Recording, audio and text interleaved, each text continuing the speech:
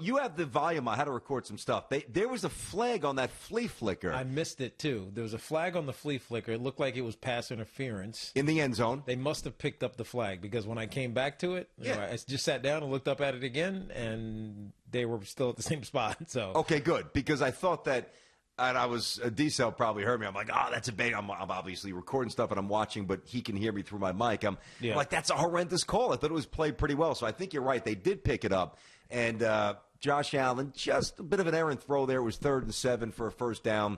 The Bills were moving a little bit. So now they'll try, looks like a 40-something yard, 48-yard field goal attempt. Zip. We'll let you know what happens there. All right. So he made it 3-0 Bills. The Buffalo Bills are.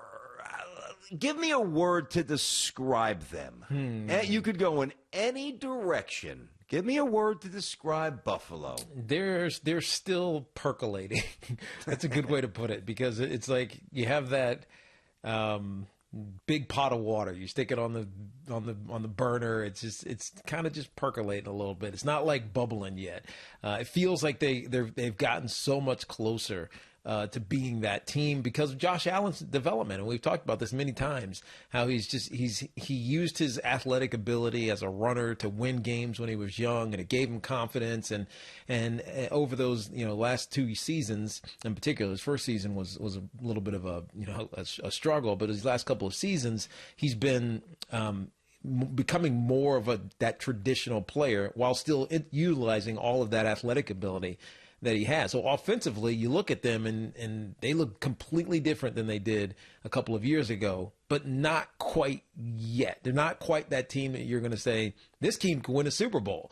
You're going to say this team is going to win a lot of football games, and given what's happened in the AFC East, they may even win the division and get to the playoffs. But I still think they're just percolating. They're not there yet. They can't sit back and say, yeah, we're here, we've arrived, because they're not there yet. They're not there yet. And, let's face it, they came out of the chute and they drew a lot of attention. And I've often characterized the Bills as a team that, I don't know if America roots for the Bills. I mean, they're certainly not America's team, but no. That's a huge understatement. Obviously not America's team, but they're still, I think, real football fans. I think even if you're out west, 3,000 miles away, I think you look at the Bills, you say, you know what? If you're old enough, they went to 4 straight Super Bowls, never won.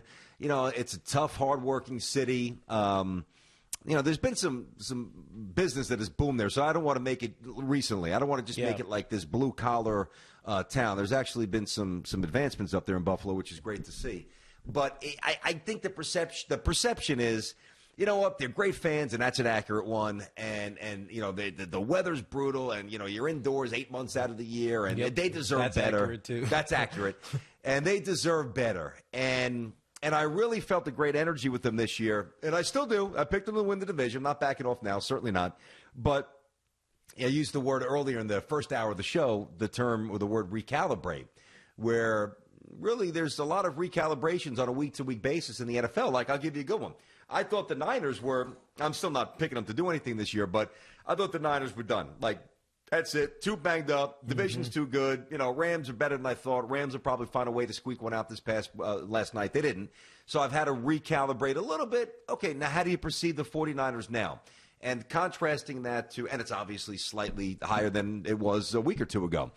And I'm doing the same with the Bills, but I think I'm going in a little bit of a different direction. This would sway me if they were to win or lose a very close, well-played game against Kansas City.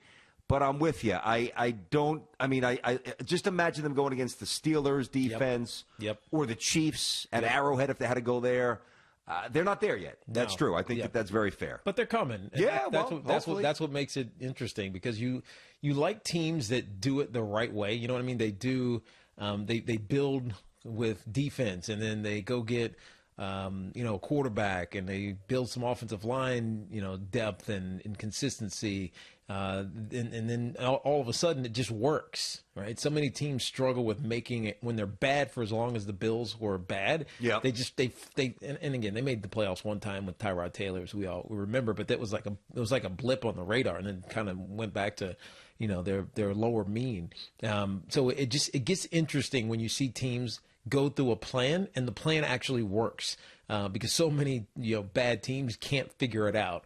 And we know who they are. The Bills have pulled themselves out of that conversation, and so and they have a good quarterback who seems like a good kid, who is easy to like and root for. Yeah, I just think some of the focus on Buffalo is going in the wrong direction. I understand it's a quarterback-driven league. Mm-hmm. Quarterback's going to almost always win the MVP. Trevor Lawrence going first. What about this guy? What about that guy? Yeah. I get it. Kirk Cousins' contract. What do you do with Darnold? How's Daniel Jones look? What happened to Rodgers? Look at Tom Brady. How is Drew Brees? Is he still? Can he still play? Mahomes is the best. Allen's this. We always talk about quarterbacks. We want to see Tua play. Fitzmagic. But I think that really the answer to the Bills' question is deeper below the surface. Their defense, it's not. Now, it's also they're hurt. They're a lot, yeah. I know, but it's not what I anticipated it to be. Linebacker, there is a monster hole at that linebacker position. Multiple injuries. Yeah. Their defense is just, it could be problematic. Yeah, and really. That's what's going to matter. We don't talk about linebackers like we used to because it feels like it's all, who gets after the passer. Let's talk about who's sacking the quarterback, the Khalil Macks and Myles Garrett's of the world, TJ Watt, who we brought up earlier in the show. It's always like who's getting after the quarterback. But the linebacker position has become almost forgotten, but its importance has grown significantly because you got to be able to fill first and foremost and make stops, but now you got to cover. Mm-hmm. And if you're a liability in coverage, you just can't play. You can't be on the field. And so many teams, when they have injuries at linebacker, they're vulnerable. And teams like the Kansas City Chiefs will take advantage of it, or the 49ers. They will take significant advantage of it. The ranking of the Bills I was surprised. I hadn't looked at it in a while, and I felt like, man, they got to be top 10, 12 maybe. They're like 19. I was going to say 18 or 19. 18 or 19. Yep. They're like they're middling. Uh-huh. So maybe that's just circumstances. Some of the teams that they played. I know they had a little bit of a shootout with the Rams. They won that game. Obviously, Tennessee went bonkers on them, even though Tennessee didn't put up that many yards. They scored 42 points. I think it's one of those. They're still percolating, man. They're still just kind of waiting to boil. They're not quite there yet. Mm-hmm. Thanks for watching. Make sure you like and subscribe, and don't forget to hit that bell to be notified when we drop fresh content.